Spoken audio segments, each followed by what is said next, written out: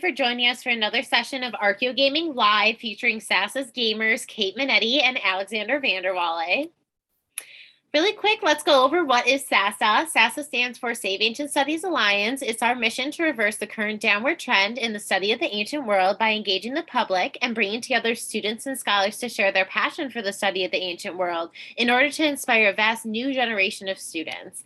We do this by hosting a lot of different kinds of live events, doing research on the downward trend in ancient studies. We have an open access database where you can search resources in ancient studies and much more.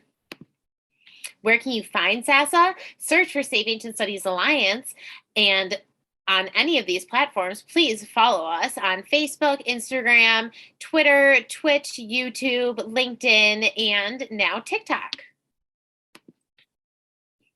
SASA's live events protocol. Please be kind and respectful. Listen and ask thoughtful questions throughout the event. Please be patient with technology and those administering it. SASA live events are streamed on Twitch, and recordings will be posted on SASA's YouTube channel shortly after the event. There are spoilers during our Archeo Gaming events, but of course, as always, have fun. Don't forget to subscribe to SASA on Twitch. If you enjoy our live events, such as Archeo Gaming, book clubs, and reading groups, please consider becoming a supporter with a recurring donation. You can do this for as little as $3 a month, and you can help save ancient studies. Thank you for joining us.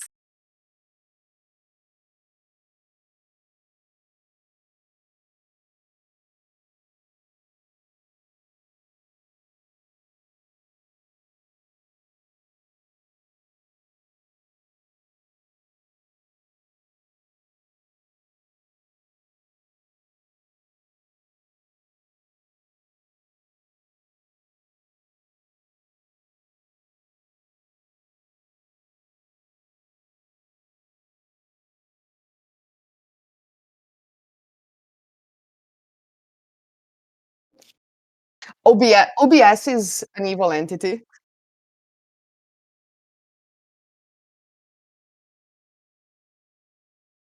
Mhm. Okay, that should be Look better. at us. Okay. Hello, everyone. Okay. To another Excellent. week's stream. Perfect. Hopefully you can all hear. But yeah, I'll give the initial overview, and then our guest can introduce himself. But to remind you all, we are playing as Hanigalbat, which is the Middle Assyrian Empire. They don't let us rename ourselves after we take Ashur, unfortunately. I apologize, I have a little bit of allergies today. I thought you were apologizing for taking Ashur, and I was ready to say, no, we should not apologize. No, that is our divine right granted by the gods. No, the coughing is unfortunate. The conquest is the point. We're in control of almost all of Mesopotamia. A group of Hittites has invaded and are currently marching like 4 armies down the Tigris River that we're going to have to deal with. But other than that, we have our vassals Guadane and Duranki. Guadane is kind of a weird name for a faction, but whatever. That control a little bit of Mesopotamia, and we kind of have the rest. And today we are going to be pushing further into Syria and the Hittite lands to defend our rightful possessions and fight back against the unprovoked aggression that I'm sure we will find reasons to say exists. Absolutely, well done. Yes. Ashur protects us. So, welcome back, everyone, and welcome to our guest, Dr. Jody M. Gordon, professor at the Wentworth, that's a difficult word for me to pronounce, Institute of Technology. Gamer, hockey fan extraordinaire, soccer fan, all of that, great friend, father of dogs. So, welcome, Jody. If you want to introduce yourself, we are here, the chat is going and the audio is going. In the meantime, you will see our boys on screen. No, thanks for the introduction there. Happy to be here. I'm really a great lover of games like this, so I'm excited to see how this conquest goes. Also, I'll point out I'm not a Bronze Age person, so any commentary I have is kind of, we'll see how it goes. But I have spent a lot of time studying Cyprus, so if Cyprus comes in, or Alashia, maybe it's called in this period, I'll comment on that. But I'm more of the Romans, so if there's any things that might become Roman monuments or Roman sites or Roman provinces, I might be able to give a better commentary on that. But looking forward to the battles. Oh yeah, well we have Alashia actually Yes. on the map. They are an independent kingdom. right? Yep, Alashia, they're still an independent kingdom, but yeah, Alashia, Kition, and Paphos are the names of the cities. Okay, yeah, it's interesting because I think Alashia, there's different interpretations of where it might be as a site. I know one area. Well, there's different interpretations whether Alashia means the whole island of Cyprus in the documents, or if it means a specific site on Cyprus dating to late Bronze Age. I think a lot of people believe it could be Enkami, which is in the west coast there. I think kind of where it's located on that map. But then there's other scholars think it might be Kalavassos, which is in the south central part of Cyprus. Or it could be a site called Alasa, which of course sounds a lot like Alashia, which is a little bit north there of Kalavassos. So there's different interpretations, but certainly I would be on the side of believing that Alashia is Cyprus because it also is known for a major copper production area. So in that sense, I would, the king is always controlling different parts of the copper trade, and then also people are being blown off course when they're traveling along the eastern seaboard there, and they're being blown over to Cyprus or Alashia at that time. So there's, I think, a lot of the evidence points that Cyprus has to be Alashia. Take them. Oh yeah. And I mean, the name Cyprus is just the Greek version of like the place with the copper, right? Exactly. It's like the copper land. So it's like, it's. Oh, okay. I shall bring a new era. No, I was like, I didn't know that. Yeah. It is. Well, it's one of those names that like the Greeks give and then everyone uses. Some violence at 9:30 in the morning. Yes. And happy Easter. Who start killing people? It's one of those toponyms that the Greeks give and then everyone sort of starts using them because it gets in literature, but it's interesting to see what people call themselves, right? Which is always not what the Greeks call them. And in the case of like several maybe sort of independent places in Cyprus until someone conquers. And we're not going to name any names, but they have big beards and long hats. And they're not Abraham Lincoln. Because that description sounded like him, and they're also buff, it's interesting, right? Avoid this conflict. I remember, oh my god, I had to take my comprehensive exams with some Bronze Age, Iron Age things, and there was a whole module on Cyprus. And I remember there was a lot of discussion of copper and the mining and how much, economic power having access to the mines gives you, and how much that is kind of derailed once we enter the Iron Age, because then we have, the ores somewhere else, and how that probably like the swap from bronze to iron favored other regions in the Mediterranean, such as Tuscany, right? Because they have all of a sudden, everyone wants that metal. And also like how, I don't know who wrote this. I think it was Cyprian Broodbank in his book about the Mediterranean. It's like a 10-year-old book now. And it said that when they start making iron nails, they can have larger ships. So there can be longer distance trade. And so that kind of a virtuous circle of we can trade more, we can get, further, and we can also get like more of this ore that we now. Oh, there you go. Yes, The Making of the Middle Sea. That book. Oh my god. I have it. I mean, I didn't have any doubt. It's a big chunk of a book. It's such a good book. He's thick, but it's a good primer of like what is happening. I think that there's like the beginning of the end and the end of the beginning are like the first and last chapter, which we love the drama, but it's true, right? It is a catastrophic moment for everyone involved, and then things change. That's cool. So, it's a really good book. I'm gonna read that.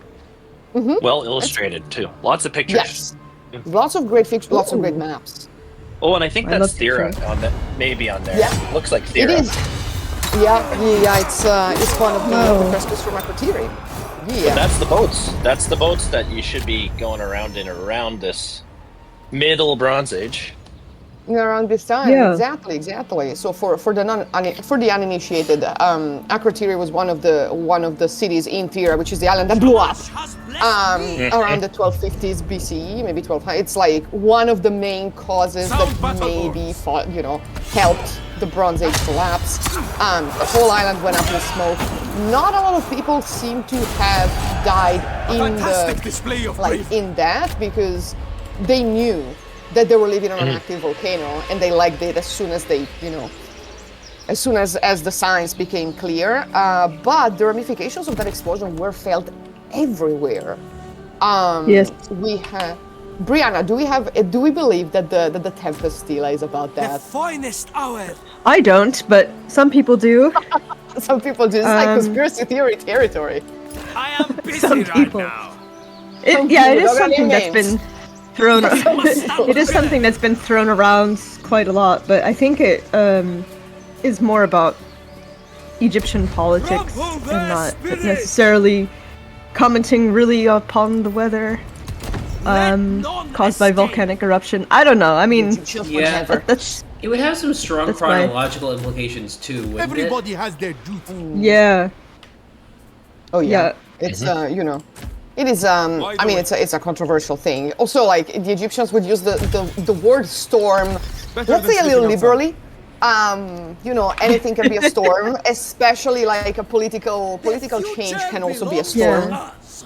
So sometimes it's difficult to figure out if they're talking about the weather or if they're talking about King of the universe. politics. Which to this day, Taste a serious I mean, power. I wish we were in those days. But but that happens. Welcome But to my speaking of like court. My word Bronze is Age law stuff and like and its effect. What happens in Cyprus when the big system collapses? So, I'm gonna put the caveat out there that I'm not a Bronze Age expert, but Our child. We're now. what we seem You to are now. see is a lot like when you get into like LH3C type stuff, in the Soldiers, mainland, and you start to join with see me. like, okay, there's some people that are going to refuge sites and things like that, in Crete and places like that. I think that Your in Cyprus we have a lot more hearts sing for continuity. blood. We don't see the Come same then. kinds of destructions. We don't see the same kinds of, people really fleeing to other areas. Only We the see bravest continuity should at come. sites around the island that just isn't the same kind of destruction. So Cyprus seems to be a place that's a little bit spared I shall of the bring a same new types of, era to the burning and whole things we see at the vale. palaces. The other thing is there's a whole bunch of literature and analysis depending on how you see the ancient world and how it's connected to the modern period about whether Mycenaeans are coming to Cyprus at this time. So there are a couple of sites. One is a site called Ma Palikastro, which is on the west coast of Cyprus. It's a kind of late Bronze Age, kind of like transitional 1100 type site, and it has a supposed kind of cyclopean wall that goes around it, and it's right off the coast on a little peninsula, so very well protected. It's a site that has, I believe it has some Mycenaean pottery. I'd have to check that up and look at that. But it's been a site that's highlighted as a possible place Mycenaeans may have come to Cyprus at that point and started to bring Greek culture to Cyprus. There's another site that's kind of in the south central region near Larnaca that's called Pila Kokinokremnos. It's another site right around this time that kind of fortified on a hilltop that people think might be this kind of Mycenaean refuge site, perhaps. So there is this kind of idea that Cyprus is more continuity, and maybe it's a time when Greeks are starting to come to Cyprus, maybe as a refuge for the attacks that are happening in the mainland. And I guess three pieces of evidence would be a lot of the kingdoms that come out in Iron Age Cyprus, Everybody they has will their duty. give themselves mythological ancestor founders count on me. that they link to the Trojan How has War. Assyria not And so descended they into chaos they with again people are like saying you? in mythology, hey, there was these Greeks that came after the Trojan War. They founded the city-states like Kidion, or, well, not Kidion, that's more Phoenician, but I would say like Paphos or Salamis, and they say like Tefkros, Tukar. He was a Homeric king, comes to Cyprus, and then he becomes this mythological founder of Salamis, the later Iron Age kingdom. So there is this myth history that there were Greeks coming and founding these cities. Then there's Mycenaean pottery, lots of Mycenaean pottery. And then we have the use of Greek by, I want to say, the 10th century BC or a little bit earlier, found in tombs at Paphos, at Palais Paphos, where we have actually the first inscription is an obolos, so one of those meat skewers like a shish kebab, but it has an inscription on it, and it's in Cypro-syllabic, which is basically a descendant of Cypro-Minoan that becomes the national script of Cyprus in the Iron Age, and it is used to write Greek. And the first Greek in Cyprus is like 1000 BC, and it is the name of I think it's Opheltes is the actual name. It's a personal name, and it's written on an obolos. It's the first example of Greek being used in Cyprus. So if you think about 1200 BC, 1100 BC, 1000 BC, what are the evidence for Greeks coming to Cyprus? This might be why we get this kind of continuity. People are fleeing the mainland, they're coming to Cyprus, and we start to see the pottery, the use of Greek, and then these mythological founders of cities. So it's a really fascinating period to look at in Cypriot history. And a lot of people that are very, very good, I think, in scholarship, that work between the Bronze Age and the Iron Age, they really work through the whole period to understand how does the Iron Age come from the Bronze Age. So Cyprus is amazing for this period and trying to understand, what happens in this. I would say it's a place of continuity. It's not a place of destruction like we see in other places. So if you're interested in that, Cyprus is the place to look at that possible continuity. Yeah, it's good. It's good for them because everyone else around is messed up. And actually, last time we were talking about Bronze Age to Iron Age continuity with the Assyrians, because the Middle Assyrian kingdom, not empire yet, is actually the stepping stone, the foundation for what will then be the Neo-Assyrian Empire. Yeah, because they set up. Yeah, go, Emma. This is the wild thing. Is like, unlike literally every other Bronze Age polity, basically, there is direct continuity of state between Middle and Neo-Assyrian empires, which, considering everything that happens, is really wild. Oh yeah.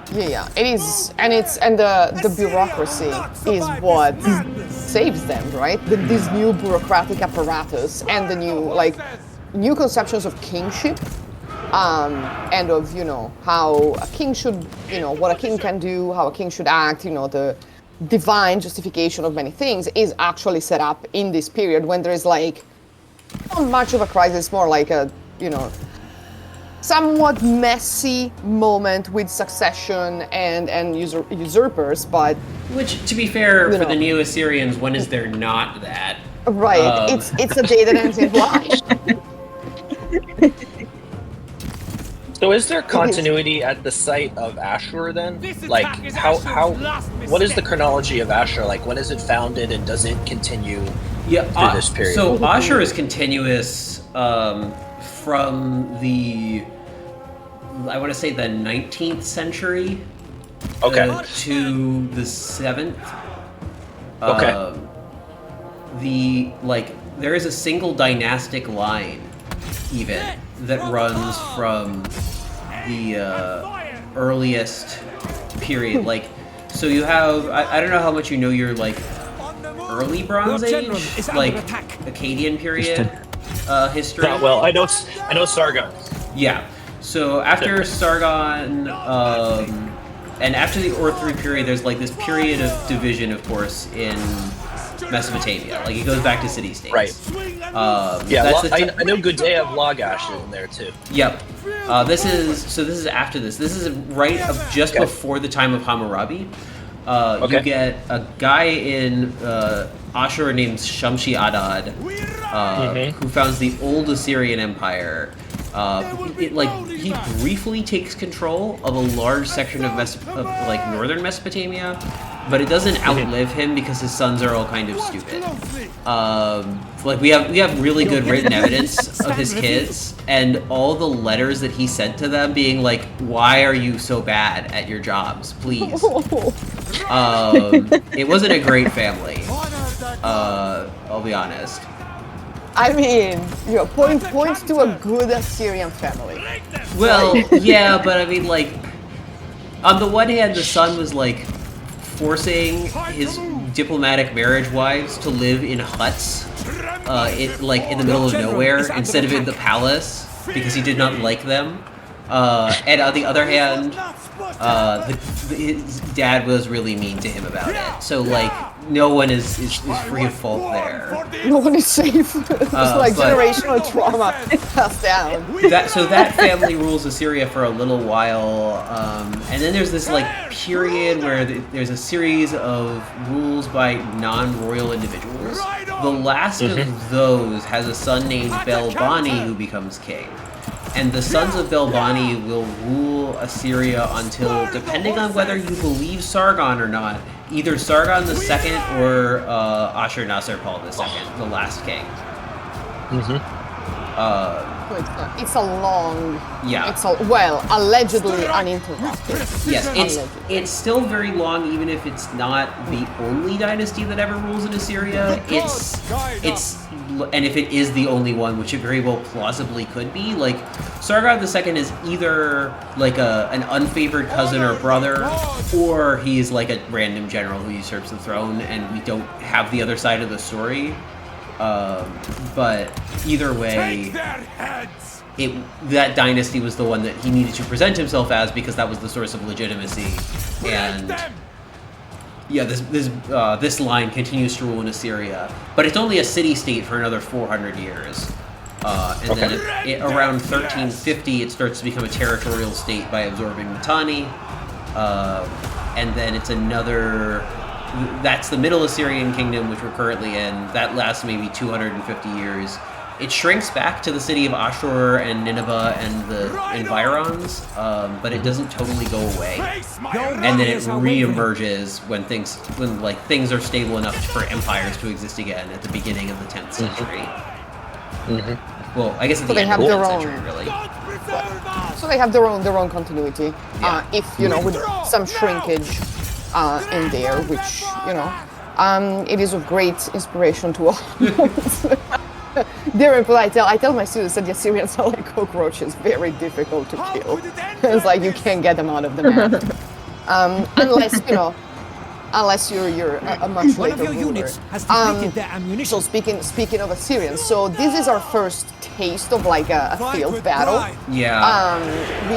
Tell us about our armies and our generals. Tell me we're not losing another son because we lost our firstborn. No. This is this is a pretty minor one. It's an entirely like lowest tier unit army coming out of this like Hittite polity that we're at war with, up against just some settlement garrison, but I wanted to fight it out just to have a battle for a moment. We'll have some more interesting ones as we're invading the Hittite homeland, I think.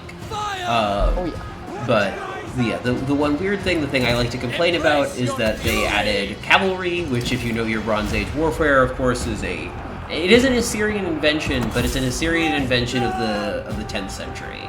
Our first records of horseback riding in war are from Assyrian palace reliefs around 1000 or 950, something like that. So we have chariots before that, right? Yes. Because we've got them in Egypt, obviously, and then we've got chariots in the Near East as well. So yeah, okay. Yeah, chariots are the defining feature of the late Bronze Age, and the original iteration of this game had this still has chariots, but they added in horseback riding in addition. And what the problem with the horseback riding is not only that they didn't have the techniques to do it, the horses were too small. They had not they had not bred a horse of sufficient size in the Near East. There probably existed large enough horses on the steppe. But even the best horses of the Middle East at the time, which were probably the horses coming out of Nubia, if I remember correctly, were not of sufficient size. I shall bring a new era to the whole world. Not too short. Better than walking.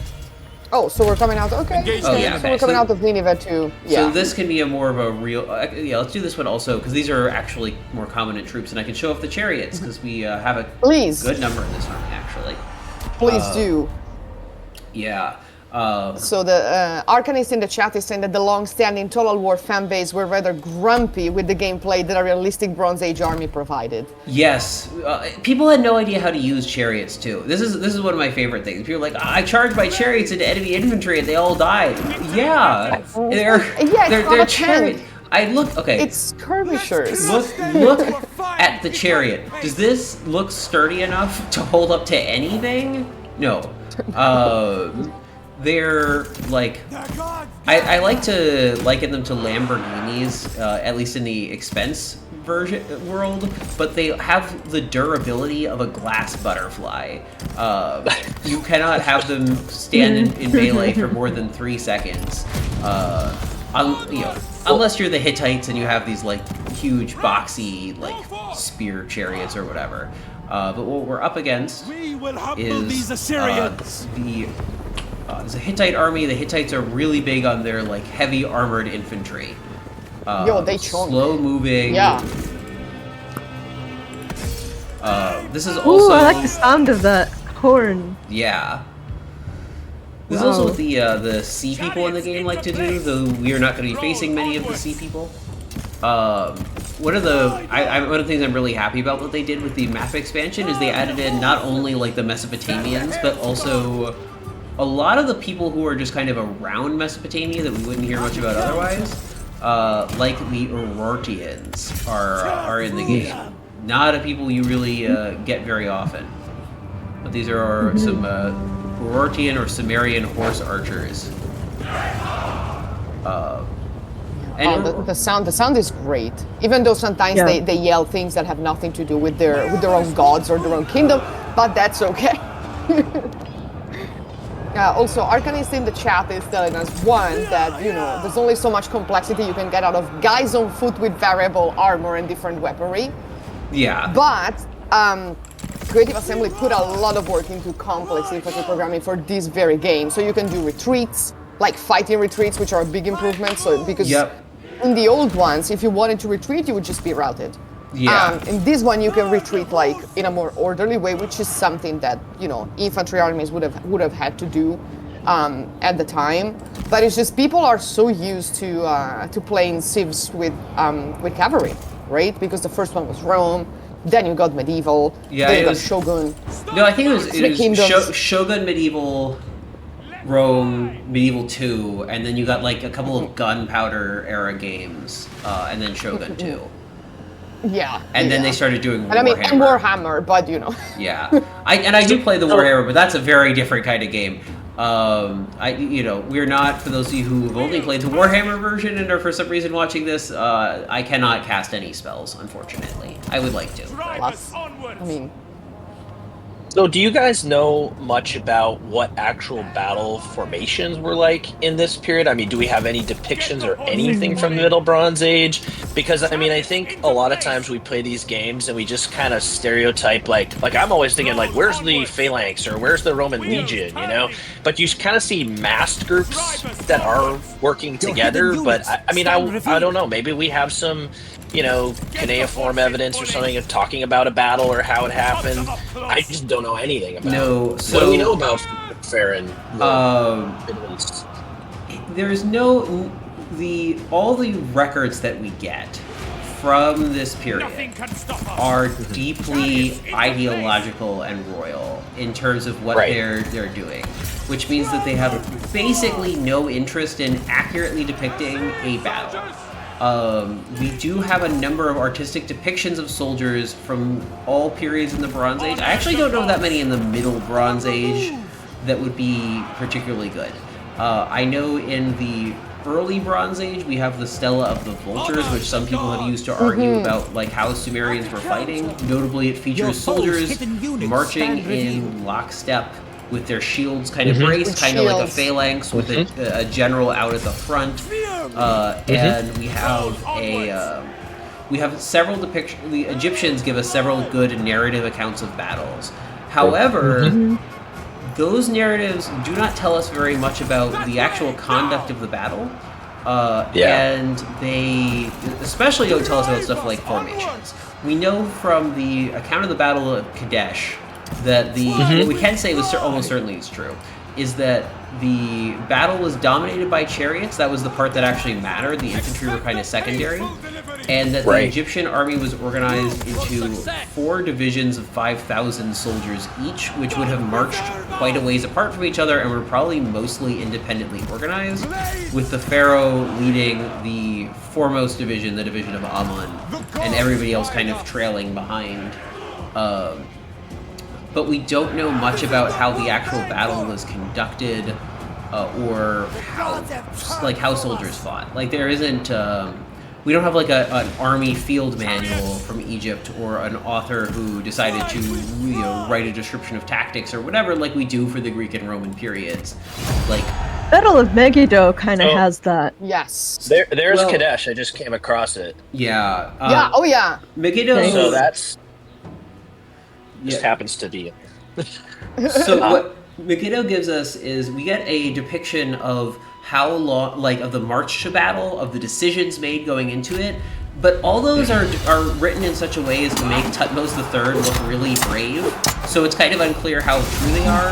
And then the actual battle itself, what we get is the 2 armies join, and then the glorious radiance of the pharaoh overwhelms his enemy, and they all immediately run away. Which is not what happened. Like, there was certainly more to it than that. Taking the high ground.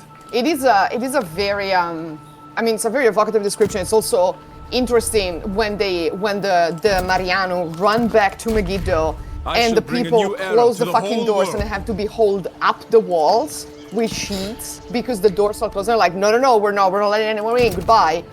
So they have to like be hauled up. But we do have, from Egypt, I can think of like several representations of sieges. Yes. Yeah. So when it's like laying siege to things, we know that there's ladders, of course. There's some sort of towers. There's there's people doing stuff at the walls. Let's put it that way. I'm sure they had rams. I mean, you get a log and you just bang onto the right. That's easy. And we have all sorts of descriptions of that. We see the army marching in divisions. Even in Hatshepsut's temple, we see the army marching around. We see, the representation of the Battle of Kadesh are like, very, there's the chariots in like very nice order behind Pharaoh. Of course, Pharaoh's first. And we see all the princes on that, but it's not really giving us like the battle formation as it would move.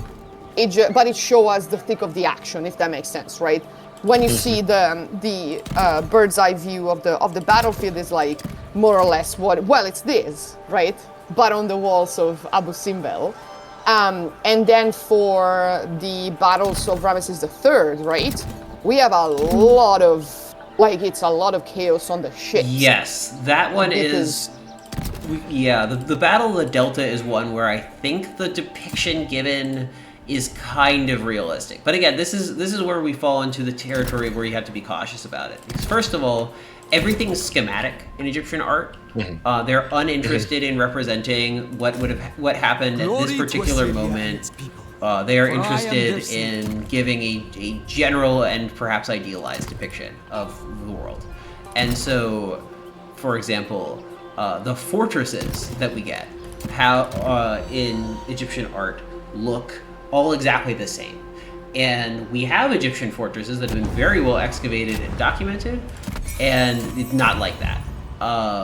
They are weird, they can be very wonky, they are moved to fit the terrain, like they deal with reality, but the Egyptian art of their fortresses does not belie that at all. And that kind of implies that that's true for everything else as well. There's an ideal version that the Egyptians want you to think exists, and then there's a lot of gaps that they're not telling you about.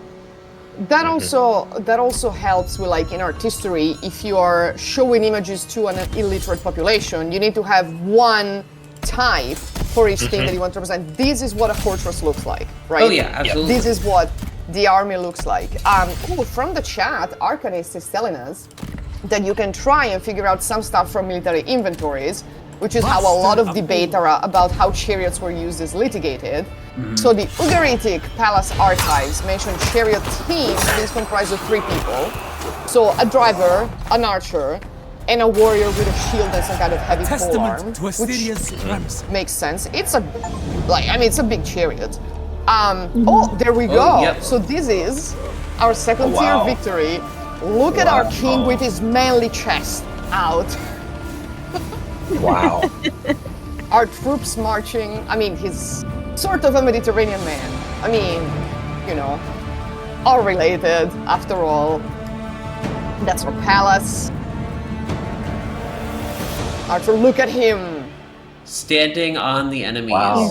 Fabulous. Trampling the enemy like Naram Sin taught us, right? Major We're all- victory. Major victory. And now we will go for total victory. Yes. Which is the third tier. There are 3 tiers of victory. You can have minor victory, major victory, ultimate victory. Yes. Nice. So the points are assigned on basically how many things you do. So you can conquer cult centers of other gods. You can fulfill ambitions, like we've just done. The You future can belongs discover to us. gods, and you can conquer entire regions. So it's like Risk, right? If you hold the entirety of this region, you get bonus points for it. I should And bring a sometimes you new get some era really to the cool whole objects that you world. can equip. So that give you bonuses. So So right when you now, gain this wealth, though, do Everybody you has use their that duty. to increase your armies, or do you just Siege actually crews. get more armies from conquest? Oh no, it's all about so I can show you some of the economics of it. But you can see in the top bar we Please. have these like Or 5 bronze different blade. resources. Right. Building buildings requires these resources. Recruiting troops requires them. The buildings in turn produce either our resource production or are they help you administer their territories with like happiness and stuff like that. Or Yep. they are useful for I shall producing bring a new era more to the higher level whole units or land. whatever, and then you're actually paying to recruit and upkeep soldiers. So like, Okay, I can good. show you. Yeah, these troops are pretty high level. You can see like they're have the rings of gold or whatever, and so they have upkeep in food and gold and bronze, but in turn their quality is pretty high. Okay, so you have control completely over your armies, your kingdom, what you're building, where you want to invest. Okay, yeah. And then Yeah, you also- There's a lot. Fantastic It's a display. lot. It's a Yeah, lot. I know, it's so much. My destiny And then unfolds. you can choose which gods to worship. oh yeah, we which, should show you the gods panel. Which, Yeah. we're worshiping the most classical of Assyrian deities, Ninurta, Ashur, and Ishtar. But if you look, we have a lot of deities to pick from. 5 Mesopotamian ones, because there's also Marduk and Shushunak. We have some Greek gods. We've actually unlocked a couple of Greek gods, which I'll show Great, you why in a great. sec. And then 5 Interesting. Hittite deities, 5 Canaanite, and 9 Egyptian deities, all included, all with like different bonuses that you can only have 3. But Nice. yeah, we somehow managed to get someone who had offered to vassalize us right at the beginning of the session. So we were still talking, and I didn't want to mention it. But there's like a couple of Greek islands that are our subjects now. Nice. You know, I mean, Why not? we love that for Oh, well them. done. We love that for us. Yeah. Well, I It's, think you know. that's a really cool thing. We future don't think belongs to about. us. I mean, not me as someone does later periods. I don't Better think than about sleeping the outside. Bronze Age as this like time of like, oh, a group over here is going to Against talk the to a enemy. group over here, because how would they ever get in contact? But I mean, I think the Bronze Age worked just like a lot of later periods where it's like, oh, we send our emissary over here, and he go thinks there. it's advantageous to become a Smite vassal them. of Smithereens. the Assyrians shall because bring a they're going to new get era more to the power over whole here or land. something against their other enemies. And I think a away. lot more of that was going on than anyone expects. And maybe in Egypt we see that more, and things with them, allying or putting their control over other states. But it's pretty fascinating. I think we just, I mean, I don't think of it that way because I think everything is so primitive in terms of communications, but it's not. I mean, no, I think they just, that's one of the Yeah. great things about this period. We actually have really Universal good evidence for exactly that happening. We know Yep.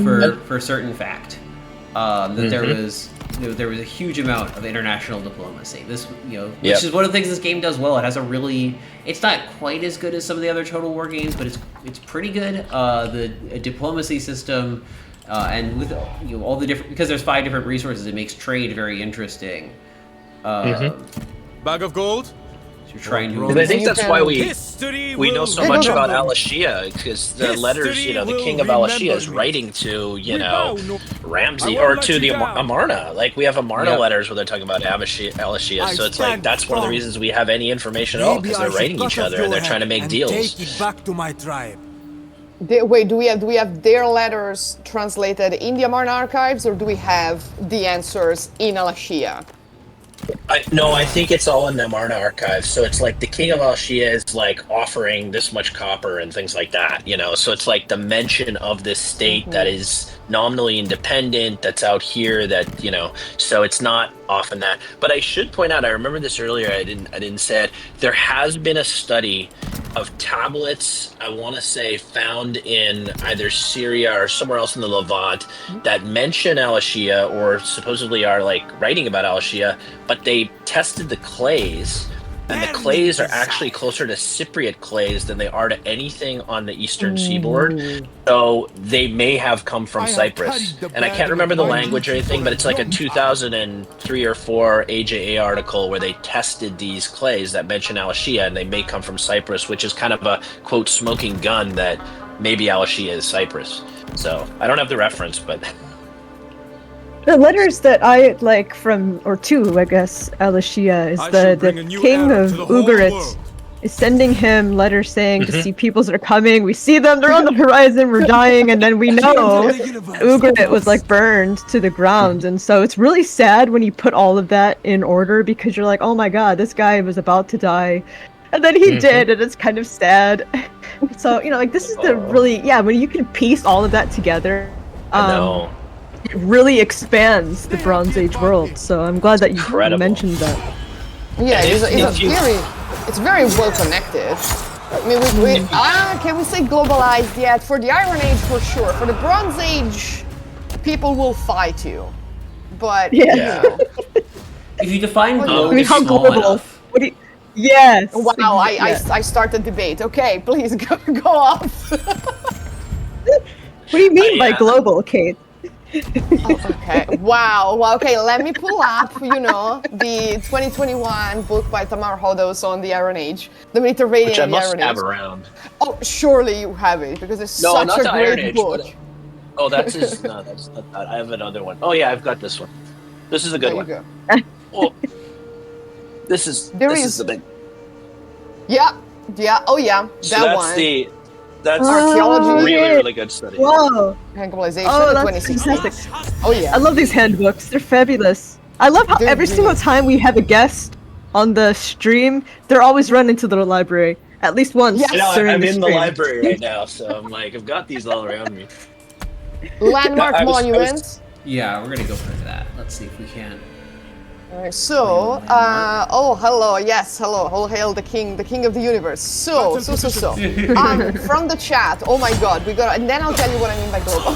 So, Archivist is saying that I think the tablets will probably be from Ugarit or Karkemish, because Alashia was part of the Hittite vassal defense network in northern Syria, and they like Karkemish much more.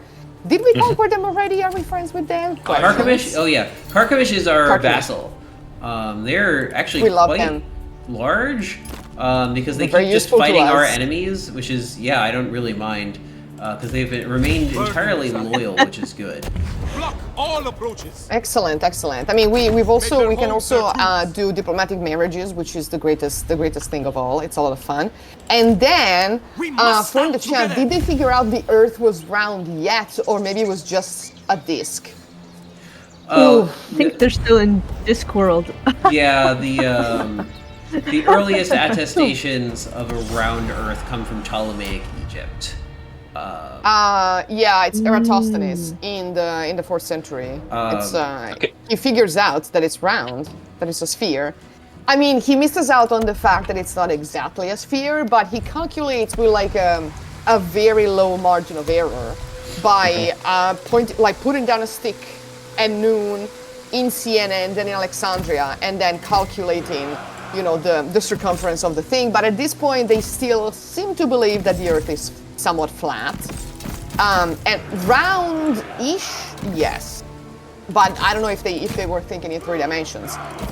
They were like more looking at the stars than the Earth at this point. Yeah. Looking a lot at the stars and calculating, because they were calculating the time with the stars, right? And the new year and all of that, and looking at the omens. And also, we do have, however, some of the first maps, some of the earliest maps from Mesopotamia, from even before this period. We have one from Sumeria with the division of the fields, which is definitely a map, right? And the canals. We have the Babylonian map of the world, quote unquote, and then surely they must have had, surely they had, I don't know how to say it in English, like when you have a list of harbors and land maps that you hit while you're sailing. Itineraries. Yes. Yeah, it's an itinerary. The itinerary is a genre in the Neo-Assyrian period. It's actually something I've done some reading on. It's like a whole thing. It shows up mostly because there's itineraries in the Bible, and so people like to talk about it. But it does. There's Neo-Assyrian itineraries. The most famous one in Egypt that we get is the Ramesseum Omnosticon. And Omnosticon is a very ancient genre. We don't really have them anymore. It's a list of names of stuff in an order. Also a Greek name, right? Onomasticon is a Greek word. Yes. The Greeks would not have called it. The Egyptians would not have called that. No. But it's like, it's the list, right? And Yes. the places, is that with the places are like these sort of cartouches, but they have the wall symbol. That's a lot of around them. text. This one does have that though, because they're all fortresses. Yeah. What makes this one interesting is its scope. It's quite comprehensive. So an Omnosticon is a list of names, and it's usually meant to be encyclopedic. It's usually meant to be a list of every name that could conceivably exist.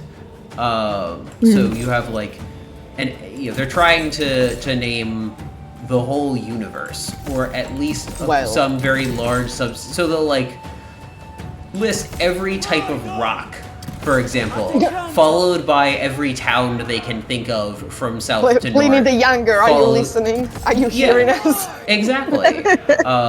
It's not a modern endeavor. We tend to do the Wikipedia. If Wikipedia were only the titles of pages, it would come pretty close to what this is. But that we get, and that is definitely an attempt to render geography into a comprehensible way. Even if it's not strictly a map, it's meant to be the same thing. Seti the First has an itinerary of the fortresses he sees in the Levant on his campaign, which is our primary source for reconstructing the map of the Egyptian fortress network. Is Seti the First's list of said fortress network. Yeah, we see this actually in Linear B too, to tell you the truth. There's some really good research I remember reading by John Bennett, who's one of the preeminent Linear B people. And when they list, for example, at Pylos, they list here are the sub areas of the kingdom that we're taking taxation from. In the Linear B documents, they are listed in a specific way that we think could be a mental map of you get to this town first, and then the next town, and then the next town, and the next town, and people think about it in terms of how they would actually travel through a space. So it's a type of itinerary, and maybe Emma, you're thinking about this the same kind of way. It's they list things, but they list it in an order that you'd actually travel through. Yeah. So maybe the town number 5 that we know is a place name in Linear B is actually the 5th farthest away town from the palace, let's say. But it's pretty cool when you think about that's how people mentally think about going through a landscape, and then see it replicated in epigraphy like this. It's pretty awesome. Oh yeah, no. Interestingly, the Sumerians are doing this really early. This is I was actually just listening to a classmate give a presentation on this recently, on Friday. Yep. But the way that we can talk about and conceive of, and think about how the Sumerians had these place names. They had a lot of them. Dilmun, Magan, Marhashi, Melucha, places that we have no real super concrete idea where they are necessarily. but the Sumerians interacted with them a lot. I was actually going to mention this the globalization thing a minute ago, that the Sumerian world was actually quite globalized. It stretched pretty much continuously from Nubia to India, which is not a small tract of land. But they also show up in this listed order, and one of the ways that you try and reconstruct where these places are is you're like, okay, well, probably these are in a geographical order. So like if because they're always in the same order. So probably place A is roughly adjacent to place B, is roughly adjacent to place C, and then it's just a question of, well, what, do we know what each place is importing, and maybe we can map that up to like what's in the mountains of each region or whatever. But yeah, it's not an uncommon thing in the ancient world actually. But that's how you do your quote unquote mapping. It's also easier to tell. Like I was thinking like more like an anthropologist than also an Italian. It's not everyone can read a map, but if you tell people you go that direction for like how much time, you will meet this city, and then after how much time in that direction you will meet this other place. It's much easier, even if you can't read a map. Or like if you can still remember that. It's like it's an easier way of mapping space that is not visual, right? It's more mathematical maybe. It's like, well, this match and then you meet this, and then this match and you meet this. It's like it's probably a little more immediate. But the name of places and where they are is also the big problem with all the kingdoms of Kush, right? All the regions of Kush. Where are they? Who are they? What do they do? And of course, Punt, right? Where the fuck is the land of Punt? Somewhere with myrrh trees. Somewhere with swamps? Question mark, right? It is messy at best. Although we do have the maps of the gold mines of Nubia from Egypt, because those they needed to pinpoint very clearly. It's like, yeah, we don't care where Wawat is and everything else, but the gold, yes. The gold. Wait, what is this map? Tell me more about the map. I don't know about it. Girl, what? I mean, you're Egyptologist here. Wait.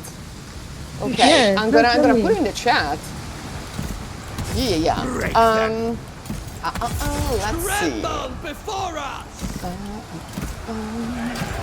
There is what has been read to be a map of where these gold mines are in the Nubian region. Let me get it. Oh, is it like a list? I'm over here thinking No, it's actually drawn. It's actually a drawing.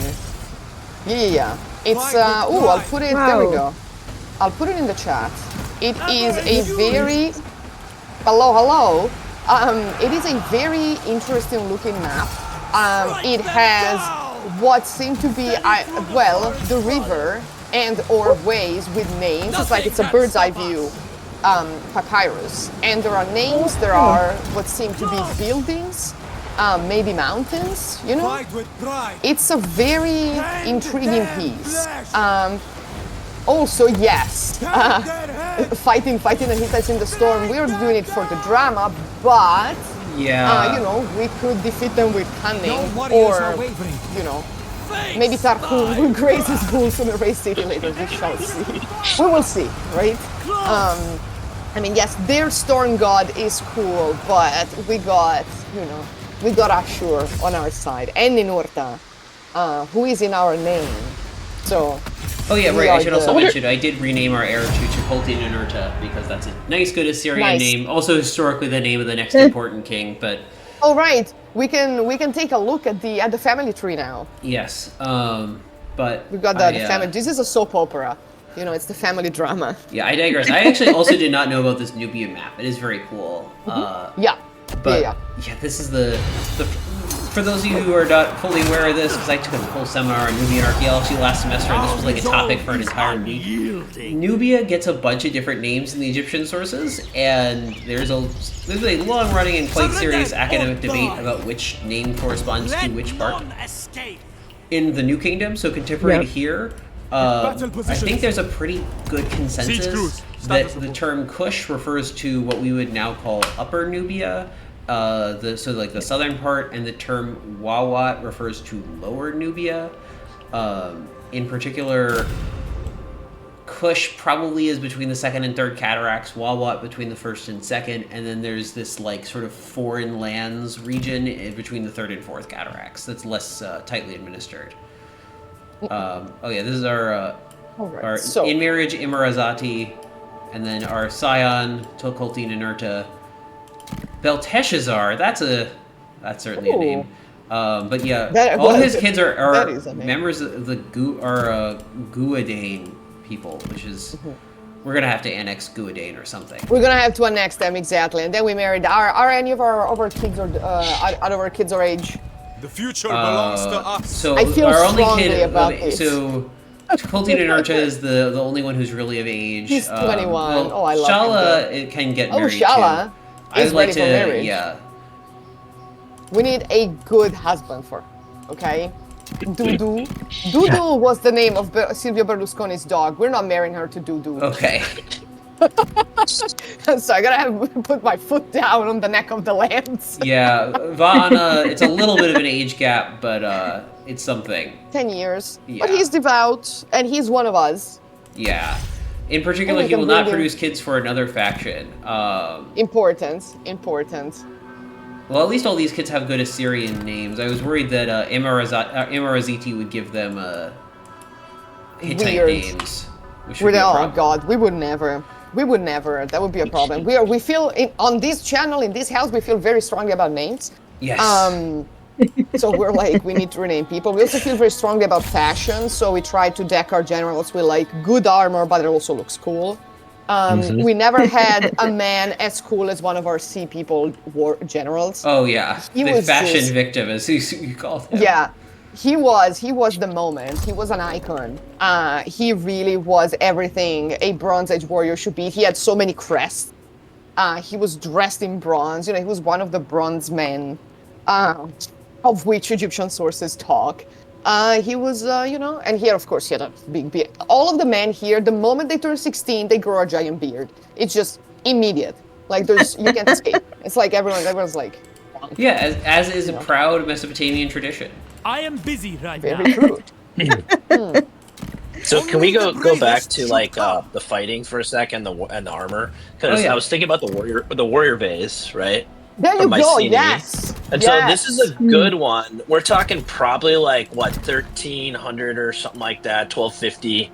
And, this is kind of cool. They're marching, in a line. They could be in some kind of proto-phalanx. We don't know. They've got, the cool thing, it's like regularized, armor. Yeah, and standardized weapons. armor. Yeah. Standardized. So that's a big question is like, this late Bronze Age period, do we just have like ragtag bags of people that are coming together and put into these phalanxes with like whatever armor they can get, or do we have the actual palaces or empires like with these armories creating centralized, like in the Roman kind of sense, like everyone's got a gladius, everyone's got a scutum, like do we have that going on? Is the state giving the armor to the people?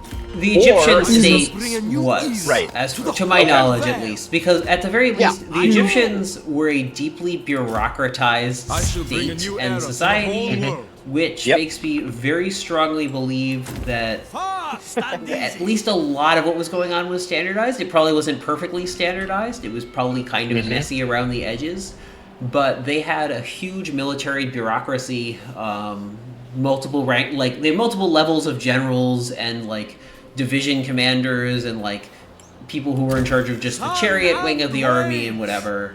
And quartermasters and those army scribes, whole nine. I am busy right now.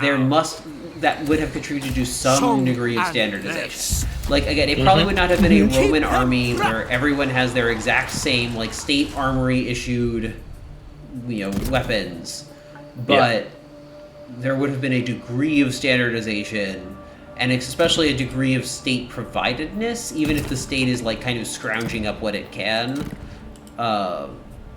Though the kind of opposite factor in that is the extent to which the army would have been dependent on foreigners, which it quite often was.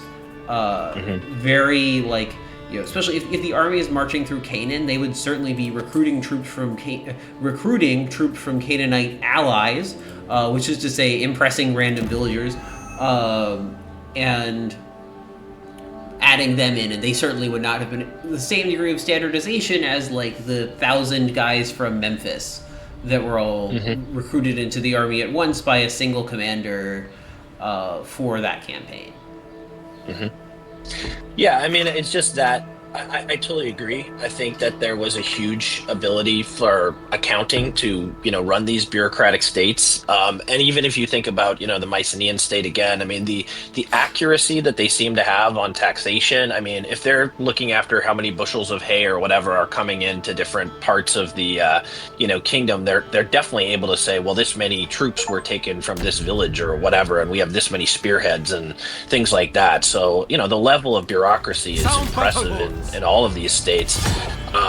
It is interesting too, though, to see some of the costume and the armor. Like they've got greaves, they've got helmets.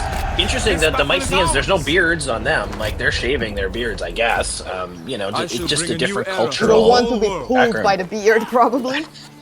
Right. I mean, we know that the Egyptians were all clean shaven when they went into the army.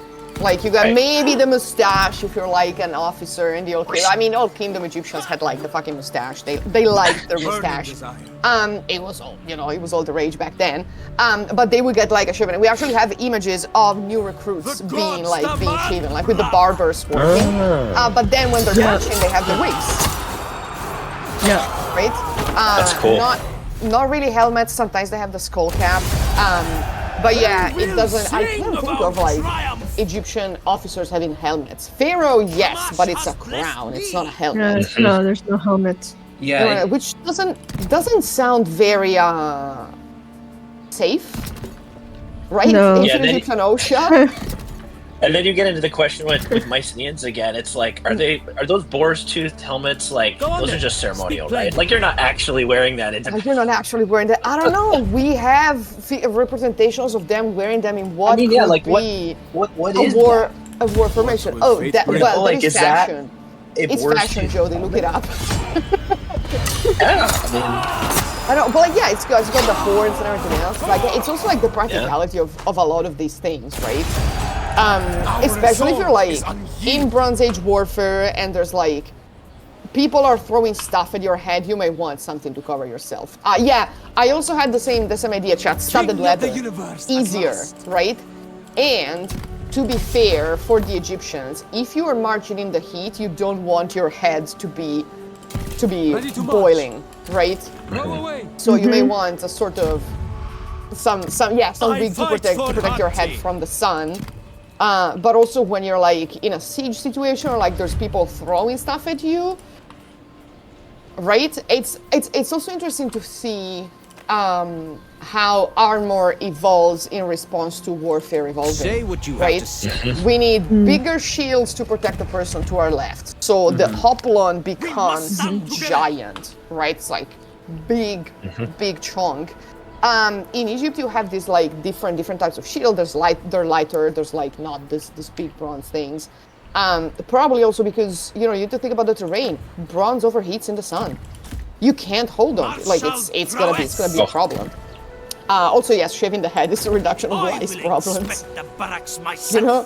We like that. But this is like the very sad thought of the day, though. So when we look at, this is Iron Age warfare, right? The Battle of Himera in 480 BC. It's like big battle in Sicily, and we have massive mass graves. And the people in the mass graves still have the weapons with which they were killed inside their bodies. And you can see where the weapons penetrated the armor, right? So for instance, there is one that has like a giant iron spearhead in his chest, but it's vertical. And it entered from here because this is where the clasp of the armor would be. So it's like down, right? So tells you, probably a horseman just, spear them down like that. Or there's like, people who are hit at the back of the leg, like at the knee. So, where you wouldn't have armor there. It's like, it's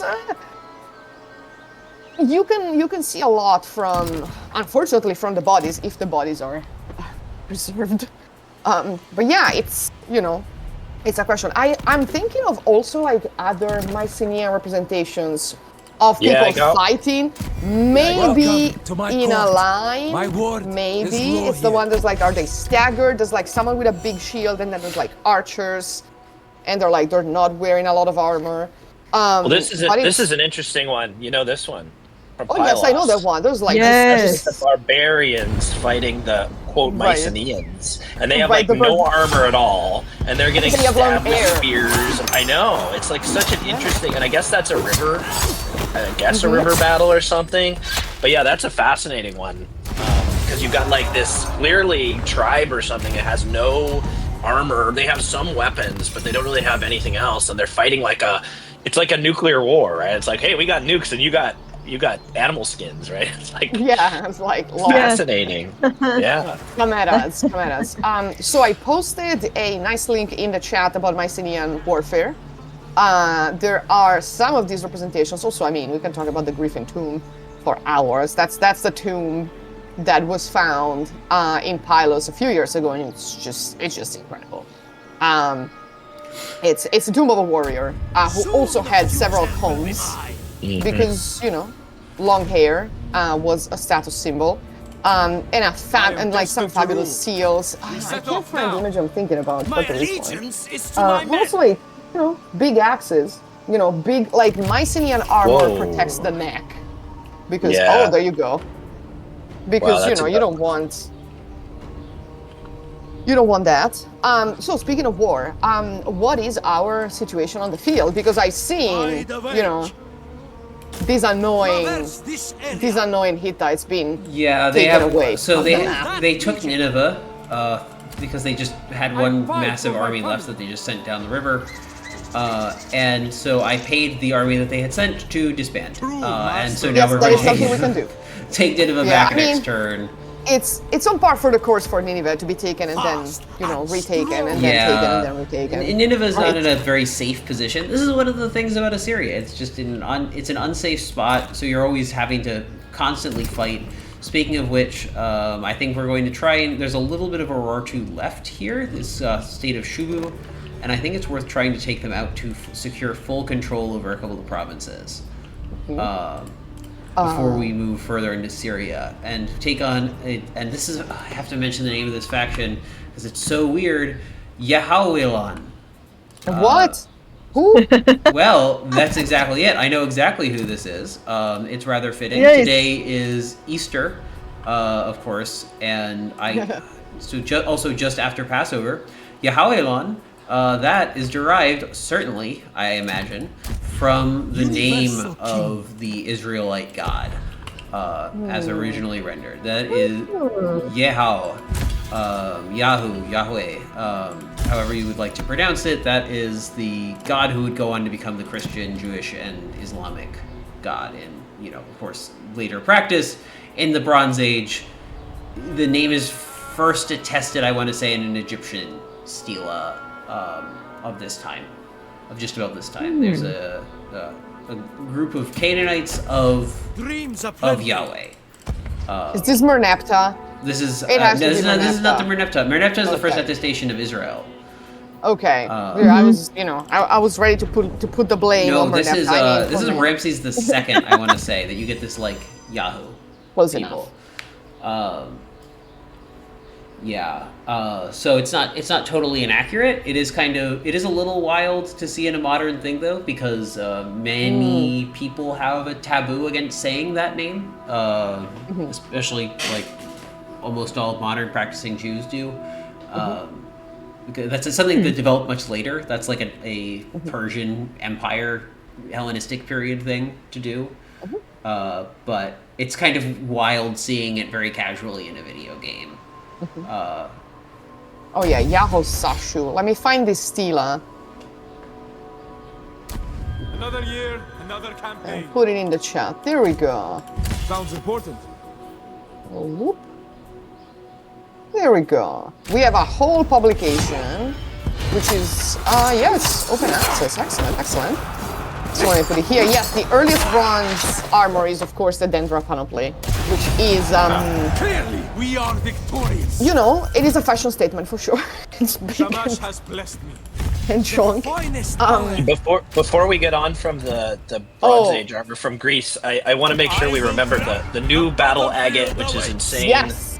This is such an amazing from the piece. Griffin Warrior Tomb. Oh my god. We're still finding these things that are so amazing, and that's only from the last 10 years. So, absolute gorgeous piece of art, but just showing like the swords and the armor, the helmet he's got on, and the actual, I guess, moment in battle. I mean, you could say this is a Homeric type, almost video game type attack, almost video game like attack, or it's actually like here's what hand-to-hand combat was like, So I think that's more of a superhero version of it, but still, well, yes, pretty cool. Pretty cool. Let me see. There's also like a good website for that very right. I mean, either way, it's drawing from reality. So yeah, and it's also like drawing even on if something that is dismal. Like y'all, it's incredible. Okay, let me put that in the chat. This website is really well done. Okay, so who are we fighting? Because I saw that we declared war. Yeah, just this. It was that Aurortian polity. We should clean up. We gotta clean that up. Yeah. Before we move on to Syria, How is Ugarit doing? Ugarit is doing reasonably well. They're still in control of Ugarit itself, and also Ebla, and a couple other minor cities. That might be worth taking Ugarit. They're a kind of a juicy target, actually. I want to see how powerful people are. Yeah, Ugarit is also. We do have a non-aggression pact with them. Perhaps we do not want to have that anymore. I mean, right, do we need that? Yeah. We don't need that. It is time. Sorry, chat. We're gonna have to take Ugarit. It's a big cult center. It will give us massive bonuses. Oh, and it will poor give Ugarit. It will give us an access to the sea. Yeah, and it will, we're protecting it, because historically, Ugarit was destroyed. And so we need to conquer Ugarit and peacefully incorporate it into our empire, rather than burning it to the ground, which is, Exactly, we will never burn it. And we're going to be right across from Alashia. So if they want to trade with us... So here's the reference for AJ. Sorry, let me get it right. The reference is... Sorry, this is spinning around. The location of Alashia, new evidence from petrographic investigation of Alashian tablets from El Amarna and Ugarit. Ooh. So it's 2003 AJA, and it's by Yuval Gorin et al. And that's the reference right there. Got it. Let me put it in the chat, and then so that's the petrographic evidence for Alashia that was actually tested from 2003. And then most recently, if you guys are interested, Bernard Knapp has just brought a book out, I believe, on Ugarit and relations with Cyprus, in particular, because that's more of his specialty. And a couple of months ago, he did a Carey lecture for the Cyprus American Archaeological Research Institute that I think is on YouTube that's talking about the book. So the new connections between Cyprus and Ugarit, Bernard Knapp has been working on that just this year. So there is a good page on the Azor kind of blog thing, and then this book. Well, I know what I'm going to buy. And this is the book. I mean, do I know a lot about Bronze Age? No, really. But do I care about learning? Yes. So I put everything in the chat. So it's full of links. We're getting a lot of knowledge. Which is great. It's what we need. Very educational Easter. Yes. Yeah. Exactly. I mean, I can tell everyone a secret. I did a lot of most of my work on the Roman period, but I did have a point where I had to make a serious decision whether I'd rather be a Bronze Age archaeologist or a Roman archaeologist. And I love the Bronze Age, but I decided that it's easier to teach a lot of Roman things, I think, in the end. So I was kind of between Roman and Bronze Age. What would I study? And I decided to do Roman, but that's life, I mean, that's how it goes. A child has been born. I'm about to throw into the chat one of my wonderful Redbubble designs. Bronze Age girl. We're putting her in there. For anyone who wants to express their love of the Bronze Age. Put in the chat. I do have a great sticker. Jody, I think you saw this one. This one of the Sea People. Friends who raid together, stay together. Yes, You know? I got a lot of comments on that. I still recommend it to people. Just the other day, I sent somebody your Redbubble link, Briana, because they were asking about it. It's I a feel great, so you know. special. Thank It's you. excellent for. Well, you guys for also bronze get to have shenanigans. credit for that. You guys get to have credit That's for true. that too because it came That's up. It something came we up said. during this game, you know. It's true. We were playing as the sea people. You know, friends who slay together. It happens. It happens. I mean, we were like, oh, are we the collapse? Yes, we are the collapse. That was a crazy campaign. We were, you know, I mean, we didn't have to worry about objectives because the objective was to burn the ward. So The future belongs to us. we were so young. And now, oh, look at our child. You know, doing them what asunder. Minuta wants him to, which is destroy things.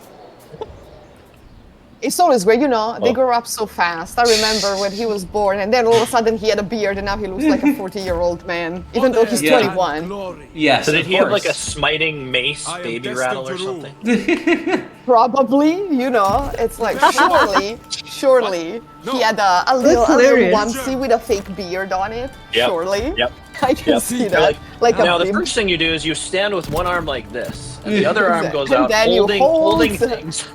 Hold your plushie and then smite the plushies with the rattle. Oh, Back. you know, Yep. I mean, you gotta raise them properly, right? Yeah. It's like, what? That's right. It's important that they start young. I like the Oh, well, soundtrack. It's a really good soundtrack. It's very, I mean, it can be chill sometimes, and then you get into battle and it's like, oh, no, actually, no. Yeah, it has some like really good like electric guitar numbers, which is weird that I'm saying that about a Bronze Age game that I appreciate the electric guitar, but it works. It works very well. I mean, are you telling me that the Assyrians would not have appreciated some metal? I think they would have. They would have right? loved it, of course, but they just didn't have it. Is the Hilarious. problem. They were. I wonder how hard the Elamite vertical harps could go. You know, that is the. I have a friend who's doing a paper on that, so I've become very familiar with that. the Elamite vertical harp. So. That's funny. I mean, Oh my gosh. ooh, who is this? Oh, this is a Hittite. Oh Yeah, yeah. this is our son going up against a Luwian army. Our kid. You know, we Yes. trust him. Hopefully correctly. Hopefully yeah. we should trust Yeah, him. I mean, if he dies, then he's not worth it. Like his brother, like his elder brother. Yeah. There are more kids. Exactly. There's always some, you know, there's always time This to have is- more kids. This is cool for the geography. I mean, yeah. you're clearly in an area that's not. We're not in the Mesopotamia anymore. Here we are in somewhere that's got a lot of trees and mountains. Yeah, this is and the rivers, this, likely. this is like the Caucasus foothills. Yeah. Sort of northern Wow. Syria area. That's cool. Yeah, They do their a nice job. representation. Yeah, their geography in this game is stunning. Yeah, it's beautiful.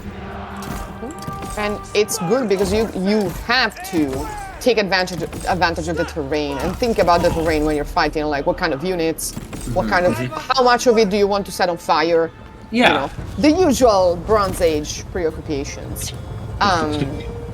which works. And sometimes you get bonuses and maluses on some sort of terrain. So some Egyptian armies, if they're led by Ramesses, don't get tired if they fight in the desert because it's protected by Ra. You know, there are some other bonuses for indigenous troops if you recruit them and they fight in the region. So it's you know, it's really well done. It's you can balance, you know, DEI as much as you want. But it's a like for the strategic part of and the terrain and you know and the difference in terrain is fantastic. It's great because we've been fighting, you know, more or less in like swampy-ish, maybe like some hills and so. And now we're like, no, this is Anatolia. This is like these are the mountains. These are mountain people that we're fighting. Spur the horses. Also, yes, we can make a great case for Assyrian heavy metal. If throat singing and hurdy-gurdy is associated with Viking music these days. Certainly, we can, you know, we can work with that. should get away from their foes. And yeah, you Also should get away reminds from our me- foes. This also reminds me of something important in the Bronze Age that we even, you have to think about in the Roman period and later periods is access to wood, access to lumber, right? Because especially if you're going to have any kind of sea-bound, empire, you've got to have it for boats. And so, when you're in the middle of Mesopotamia, you don't have the same access to wood that you do in these other regions. So wood is actually a pretty important commodity in the Bronze Age. I think that because we don't, it's not preserved a lot of times, or geography has changed, or we're having climate change, or all this stuff. But I think it was pretty important. And I don't know, you were talking about certain exports, imports, coming from some of those Egyptian trading missions. I mean, I think they are bringing different types of wood, right? Oh, absolutely. From different areas. One of the big Egyptian routes, the oldest and longest running, is Byblos. And the thing that they're getting from Byblos is cedar.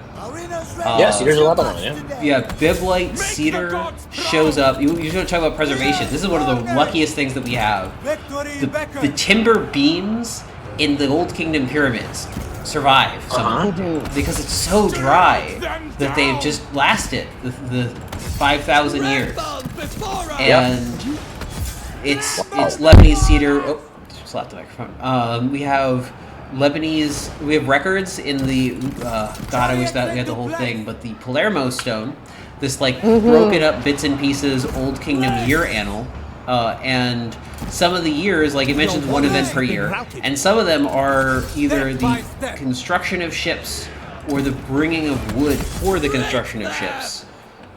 Or the use of those ships to acquire more wood to build more ships. Because this is, like you said, people don't appreciate how important this is for the Bronze Age world. Egypt was a maritime empire from its very earliest days.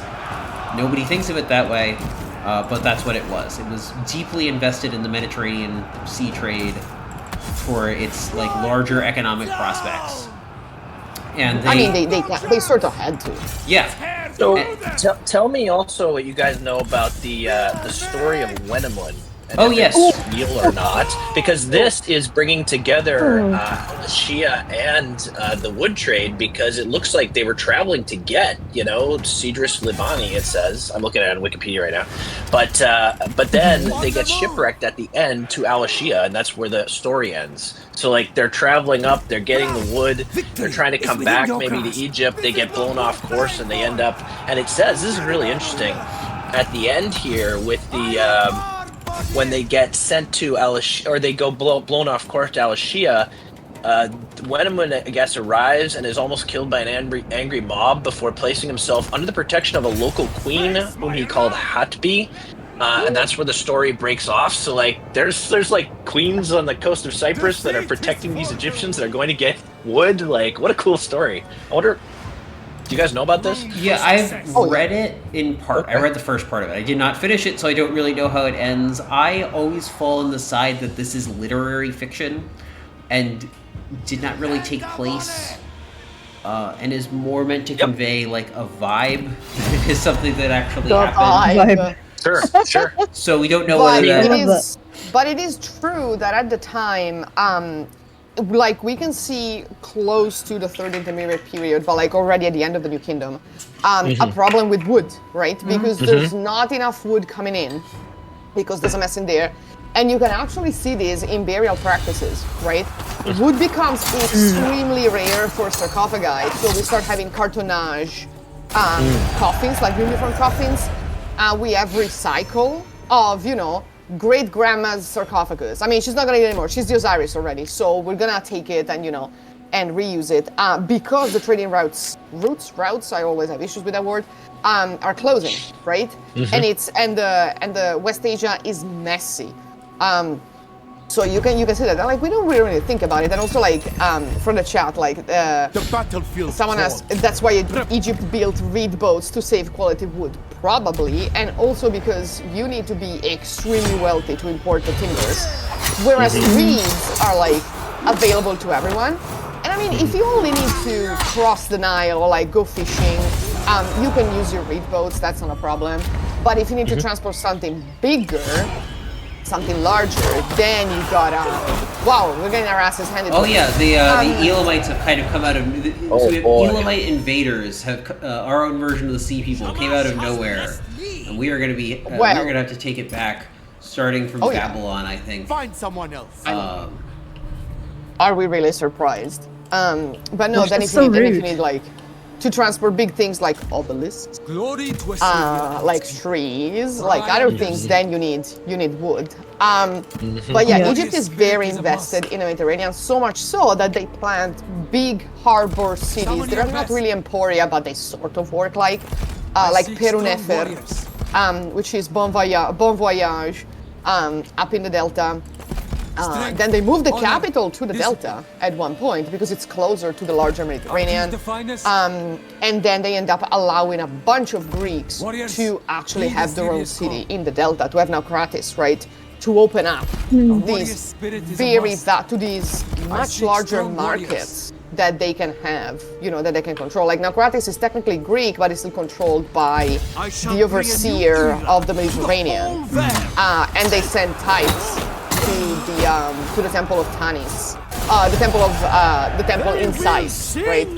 So there's there's an interest in getting traders and trade coming in, especially in the 26th dynasty, because they are this big cosmopolitan, dynasty. They open up to the Mediterranean again after whatever the hell has gone on in that intermediate period.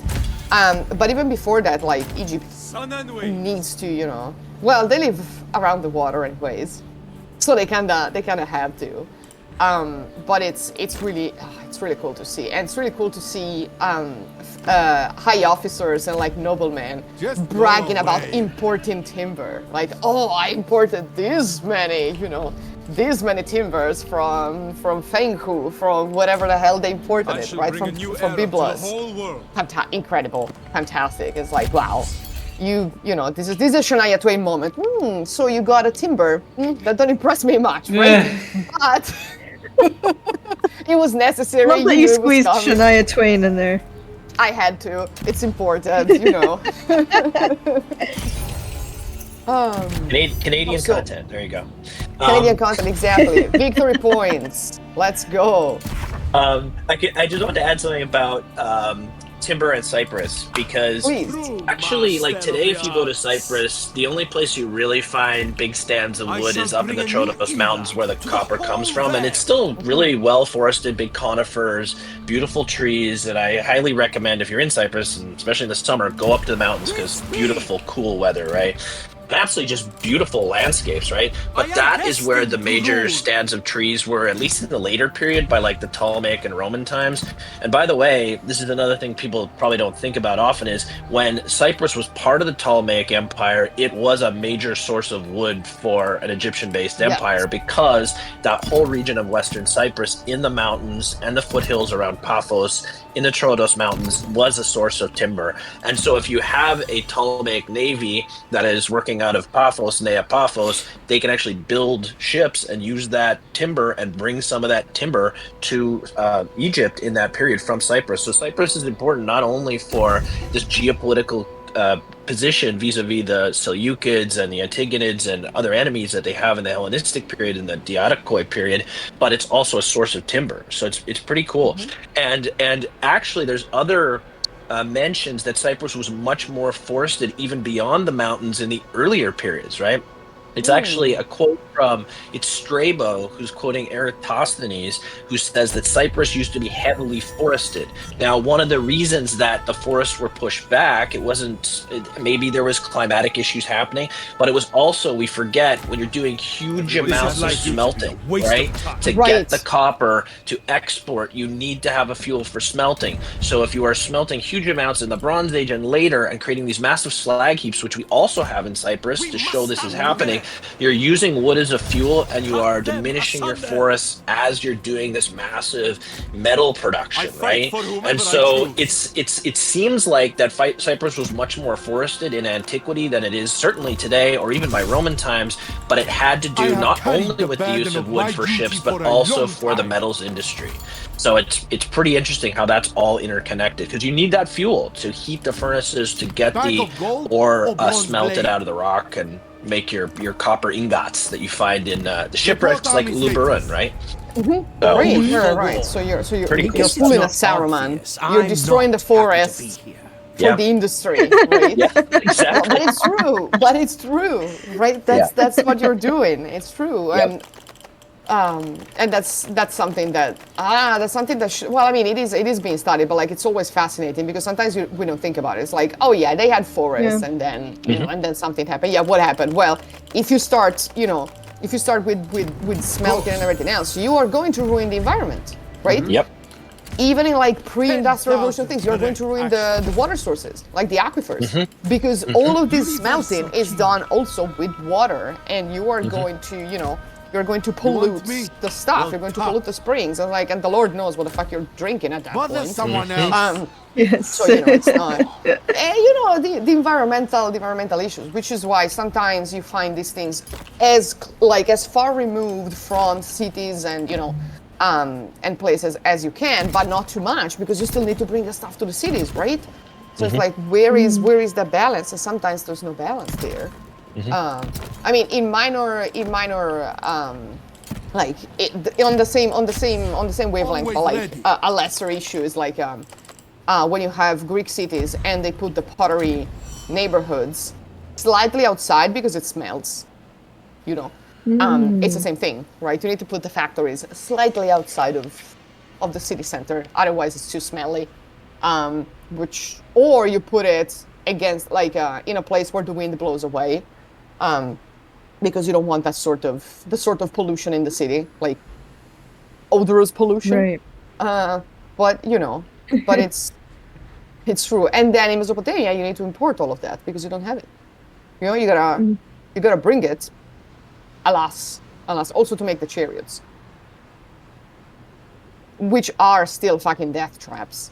Like how dangerous are from you may survive to you're surely going to die, and closer to the you're surely going to die. If the yoke breaks, you're gone. You're pulp. Touch me with a blade, or not. Maybe you can swing with some broken bones, but then again, before antibiotics, before anesthetics, ooh. How much? You can quote unquote survive a broken bone. Probably not very. Can you? Yeah. Well, we know there were in the early Bronze Age, we have broken bone healers at the pyramids and whatnot. And actually, here's a fun fact for you all. The average Neanderthal skeleton has as many healed fractures as the average rodeo rider skeleton. That's the comparison. Oh wow! Whoa! Bag of gold that half our warriors fought. That's a lot of broken bones. Everybody has their duty. But also yes, two-man chariots in Egypt, chat. If you want to see reproduction of an Egyptian chariot that would actually be useful, not like the golden ones that you find in Tutankhamun's tomb. There is one in Yuya's tomb, and there is one in the Egyptian Museum in Florence, of all places. It's a Ferrari of the time. It's very fast, very streamlined. It's you look at it and how flimsy is this? And you're really in close quarters with the other person on the chariot. So. Which also fosters trust, because you wouldn't mount a chariot if you don't trust your charioteer. That's not Battle positions. I wouldn't do that, right? I wouldn't trust. But that also explains why, especially in Egypt, the charioteers were the highest echelons of the youth, the young nobility, and they were trained together. They lived together, they were educated together. And they were what are they called? The braves of the king, the beautifuls of the king. It's always the Neferu, right? Neferu does just mean young. It means good or beautiful, but it could also just mean a young soldier. But it's the same title used by Sneferu's scantily dressed young girls on his boat. So it's one of those words. There's some. I mean, there's surely some ageism there because you're young and you're beautiful and you're the perfected, the perfect ideal. But yeah, no, chariots are fucking, are death traps. I wouldn't trust them. It's just bad. When they were filming Ten Commandments, Cecil B. DeMille's Ten Commandments, The guy who so this is meta as fuck. So the guy who plays the commander of the Egyptian army in that movie had played either Caesar of Antony in the very old movie in which Claudette Colbert was Cleopatra. And he had experience actually using an Egyptian-style chariot. And he insisted on adding a safety chain to every chariot to avoid that if the yoke breaks, people would die on set. And he was damn right, because when they were filming the chariots like running after the Israelites during the crossing of the Red Sea, the yoke of his chariot broke. And he, and thank goodness there was like the safety chain. Because he had learned from how many years before. And he also said that it's like way bumpier than expected. And so when he was like driving the chariot with Claudette Colbert, she was like clinging to him. And she was like, oh, it's a little bumpy, isn't it? And he was like, but yeah, but they didn't have these things in antiquity, or that we know of. Maybe they did, maybe they had like an additional security thing. But it's still, I mean, if we take it that Tutankhamun maybe died in a chariot accident, there you go. Oh, well. Wait, that's the wrong one. Hold on, I got another one. That's a Cleopatra, but That is a Cleopatra. Oh, wait, it's right next to it. There. Oh, there you go. Yes, that Cleopatra. Thank you very much. Thank you very much. Maybe that's him. That's him. That's Henry Wilcoxon. Yeah, that's him. Right. Okay, I knew I had it. I mean, with Claudette Colbert, because these are she called couldn't DVDs, pronounce by the the R. way. Yeah, these are old. DVDs. These are also Bronze Age artifacts. Exactly. Oh, and that's of course related to. Right. Also chariots. Yeah. Chariots. They had the Egyptian army, like the cavalry division of the Egyptian army, train the actors and the extras and be the extras for Ten Commandments. You see, it was just an entire cavalry regiment of the Egyptian army was recruited into a movie. Yes. And one of them ended up awesome. marrying the director's granddaughter, an officer, because it's the allure of the man on a chariot, Oh yeah. And it was one of the few moments in which Hugh Brunner didn't have to wear platform shoes because he could look tall and imponent on the chariot, even though he was a short kid. On a related note, I think you have to check this, but the Spanish army was used in Spartacus because Kubrick was working in Spain and some of those, like that final battle scene where there's like the big, open landscape, and they're actually filming the legions against the ragtag slave army, right? And he's got those big kind of visuals, and I believe a lot of the extras were like members of the Spanish army. So I wouldn't be surprised, especially if you need to film like a battle scene. It's like, well, at least they know how to stay in formation. Yeah. Ideally. I mean, this is before CGI eras, they were literally using like hundreds of people out there. Like, oh yeah. I mean, in Lord of the Rings, they had to recruit everyone in the village to be an extra, right? Anyone who can be on a horse is gonna get a fake beard, like the Assyrian babies, and be a Rohirrim, right? Be one of the Rohirrim. Right. Yeah. If any of you need a movie, They had a lot of women. Yes.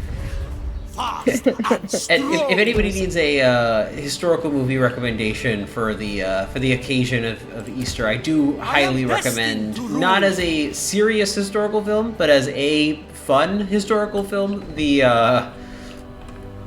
what's it called? The Ten Commandments, the Cecil B. DeMille version. It's so it's a lot. Wake me. It's a lot. On arrival. It's, But I never everything. understood why they show it during Easter though, because it's not anything to do with Easter. Listen, Easter is Passover. Easter and Easter Passover. is- Gods were on our side today. The Well, Okay. not Yeah. well, because the dates But they show it usually are on close. Easter, not. yeah. Yeah. But Easter and Passover take place in the same week. Ideally, they don't always because there's a weird way of calculating it, but theory. historically they did. And they're meant Somehow. to. Because But it's the Last Supper is a Passover meal. There's the whole thing where like they Yeah. release Jesus Yeah. because there it's you go. Passover. Like, Yeah. Mhm. Yeah. it's a liturgical calendar It's shenanigans. true. Yeah, no, it's a great movie with some excellent casting choices, apart from one or two. Cecil B. DeMille really did not want the guy who played Joshua, but he came in a package with the girl who plays what's her name? The slave girl. Deborah Paget, because they belonged to the same studio, so they were like, well, if you want her, you're gonna have to get him and give him like a primary role in all of this, and he fucking hated the man. He was like, this is not what Joshua should look like. What is this twink? But I don't know, I feel like that tracks. Yeah, I feel like it's. He was young, wasn't he supposed to be young? He wasn't that young. He was younger than Moses, but he was still pretty old when they went into Canaan, which happened 40-ish, 45-ish after the Exodus, which means that it was like, he should have been in his 40s there, I think, probably. Oh, okay. But they wanted, they wanted a younger looking hero. For some reason, I always envisioned him as like super young. Yeah, he dies at 110 after a few years of warfare. I mean, right? I mean, at that point, but also like at the beginning during the Exodus, they're carrying out Joseph's mummy. Yes, they're taking it back to the Promised Land. It's like, and that scene with the Exodus was a mess. Like with the big, with the people who live in it, was a mess, and they had issues with the fucking pigeon, because the pigeons would not fly where they wanted them to fly, and then they fed them too much, and they were too fat. The whole process of making that movie was something. Yeah, there were like thousands of people. They erected obelisks. Like. Yeah. They put up the gates. Baby Moses is played by Charlton Heston's son, because he was the right age, to play the baby. And so no, it's a great movie. Great costumes. I got a story about special effects. I don't even know if they have this anymore, but when I was a kid, a lot younger or older than you guys, I went to Universal Studios, right? But not Florida, the one in Los Angeles, right? And one of the parts where you go through the studios, this was in like the 1980s, was they had the set on the lake where they parked the Red Sea. Whoa! And you would, and so you would go up to it in the little trolley, and this was really cool for an amusement park at this time. And it was like a lake, and then suddenly you saw the lake like opening up, and it was all mechanized. And then the trolley would go through the lake, and you come out on the other side, and it was a literally mechanized parting of the Red Sea. And I don't know if they still have it at Universal Studios Los Angeles, but it was awesome. Like, I was a kid, and I was like, oh my god, it's all flat, and then it opens up, and you drive through the middle, and that's how they did the parting of the Red Sea for him. Avoid this conflict. My god. Well, it was a ride. That's a good. Well, that's a ride, right? Yep. That's fantastic. That was cool. The whole thing was like advanced for the time.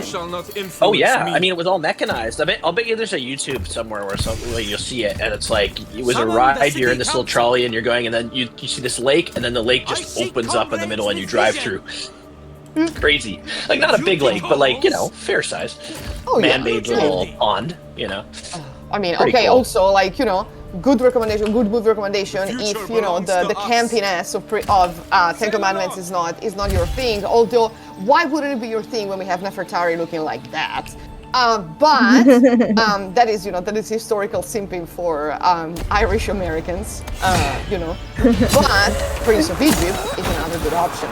Yes, Prince of Egypt is good. Yeah. If you want a version of the Exodus story where everyone looks Egyptian or Hebrew, and like the movie has like an emotional core and is well written, as opposed to whatever is going on with the Ten Commandments, which is also the Ten Commandments was called Sexodus at the time by critics. Yes.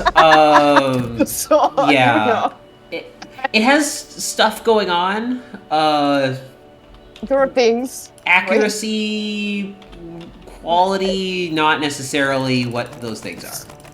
So costume accuracy was a point of pride that they had, because first of all, they bought en masse.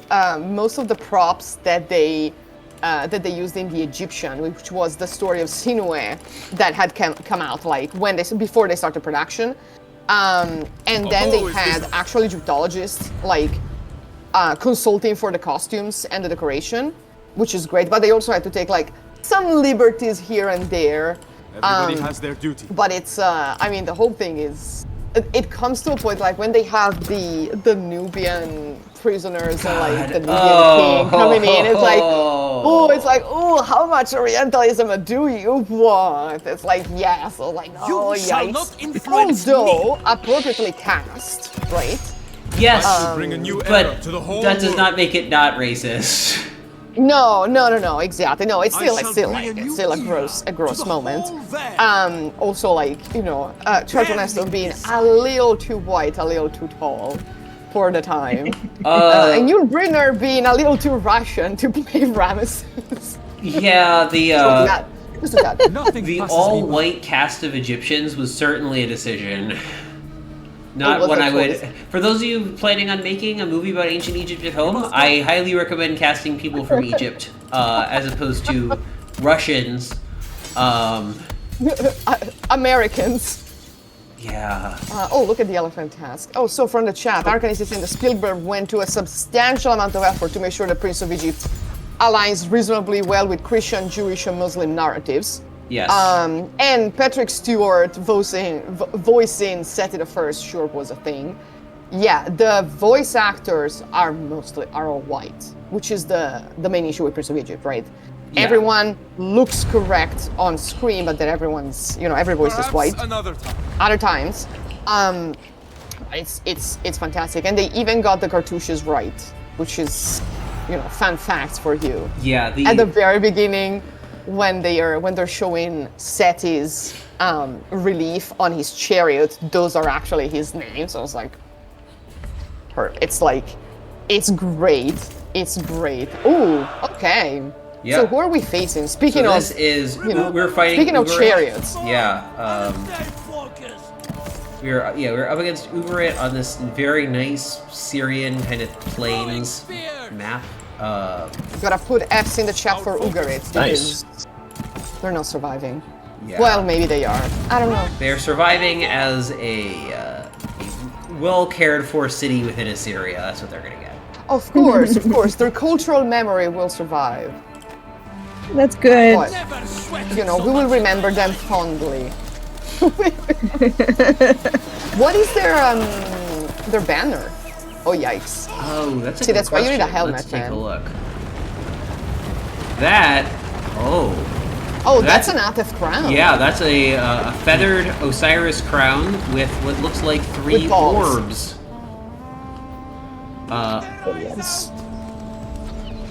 The purpose of the orbs, I don't really know.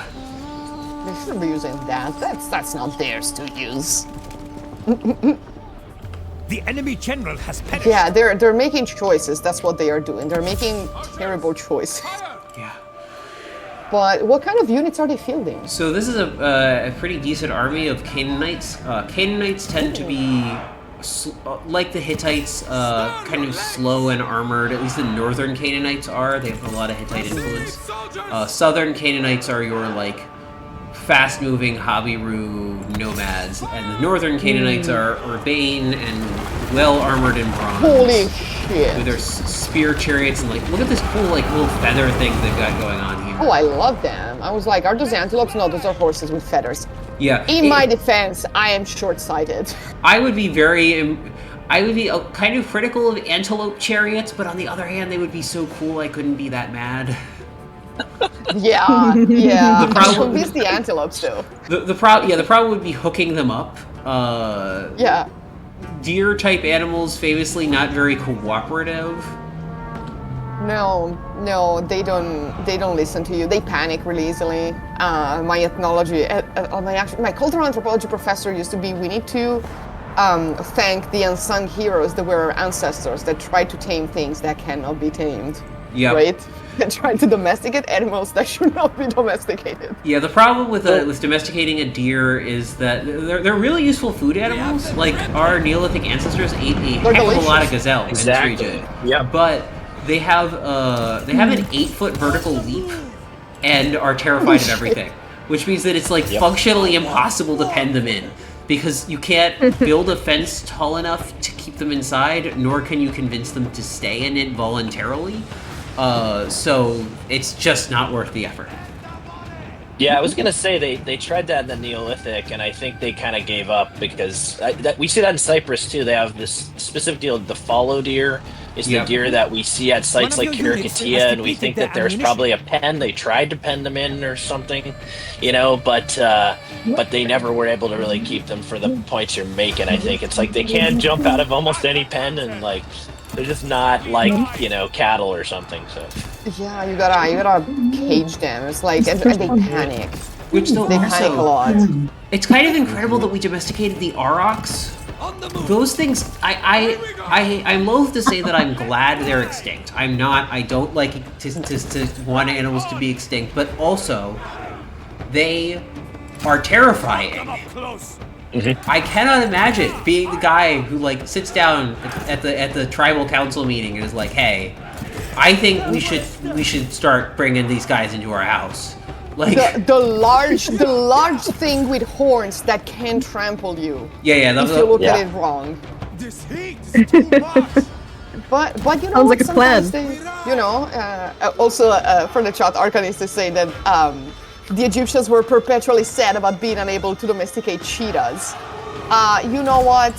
Yeah, if only they figured out to give them therapy dogs. But like, friend-shaped. They're so nervous. They get so anxious. That's why they give them therapy dogs in zoos. That's cute. So if they don't have siblings, they need a therapy dog to live, basically, like to be okay, because they panic very easily. I mean, the other big and Jody maybe will know about this. The other big delusion was the Romans trying to get giraffes to fight in the arena, and the giraffes was like, absolutely not, I'd rather die. But we know they're bringing that stuff. Isn't it in like Piazza Marina? They've got these mosaics of like these animals, ostriches, giraffes, all this stuff for the There's my favorite guy holding an ostrich up like this. It's like, are you sure? Are you sure that's a good idea?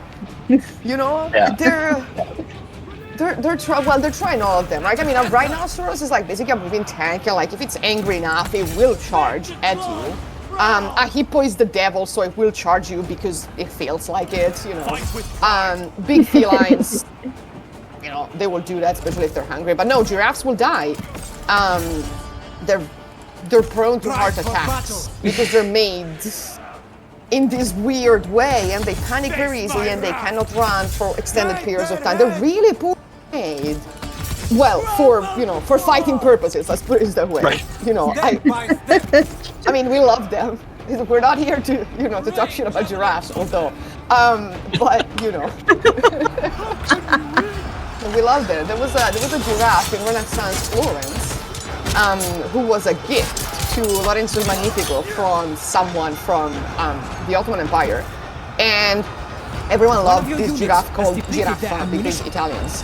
And allegedly they put their vases on very high balconies so the giraffe would go around the city and eat from the from the flowers. But the panicky nature of giraffes was also his demise because he got his neck stuck between the bars of his cage.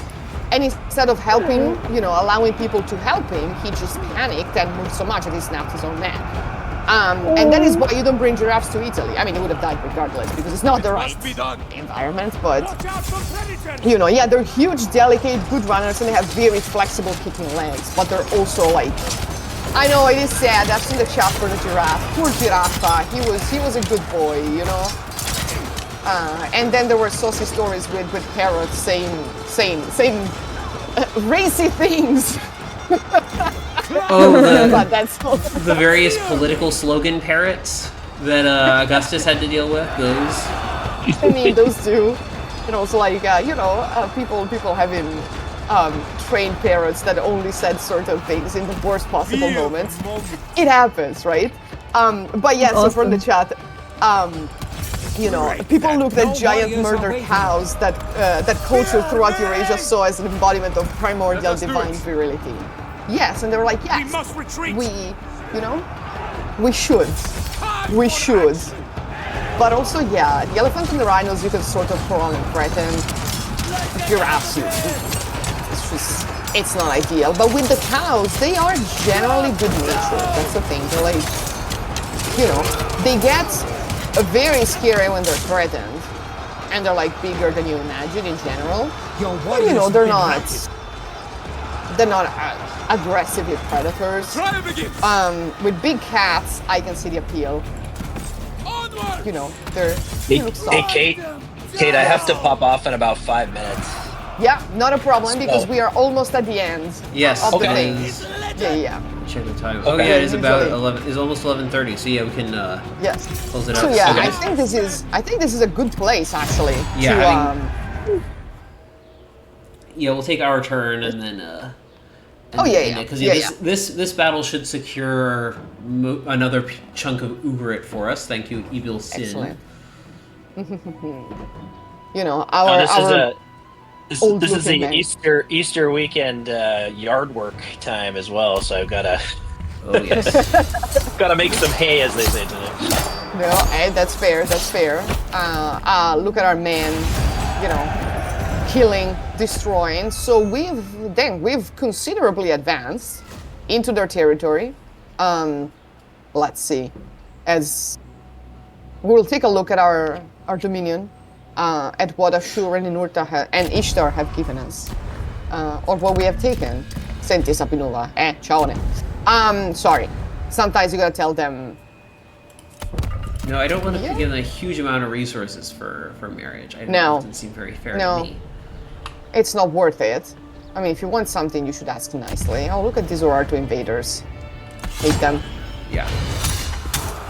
Yeah, they are like the hordes that you get sometimes. If they don't come by sea, they come by river or they come by land. The horde thing is baked into the game. Okay. Soon the future will be mine. There we go. Engage the enemy.